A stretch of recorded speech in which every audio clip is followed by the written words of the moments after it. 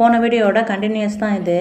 Kids எல்லோரும் விளையாண்டுக்கிட்டு இருந்தவங்கள போய் கூட்டிகிட்டு வந்தனால கொஞ்சம் சோகமாக இருந்தாங்க. ஓகே வாங்க தோட்டத்துக்கு போகலான்னு சொல்லிட்டு தோட்டத்துக்கு தான் கூட்டிகிட்டு போயிருந்தேன். அங்கே 2-3 வாழை மரத்துலேயுமே வாழைத்தார் விட்டுருந்துச்சு. அதோட பப்பாளியுமே நல்லா நிறையா இருந்துச்சு. ஓகே ஊருக்குமே நம்ம போகும்போது கொண்டு போயிடலான்னு சொல்லிட்டு கொஞ்சம் பழுத்த பப்பாளியாக பறித்து எடுத்துக்கிட்டாச்சு.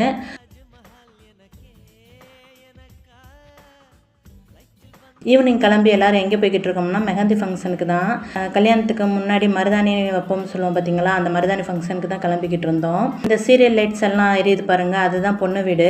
அந்த பொண்ணு வீட்டுக்கு ஏற்றாப்புல தான் எங்கள் பெரியம்மா வீடும் சின்னம்மா வீடும் இருக்குது. ஓகே அங்கே போகிறதுக்கு முன்னாடி சின்னம்மா வீட்டுக்கு போயிடலான்னு சொல்லிட்டு அங்கே போயாச்சு.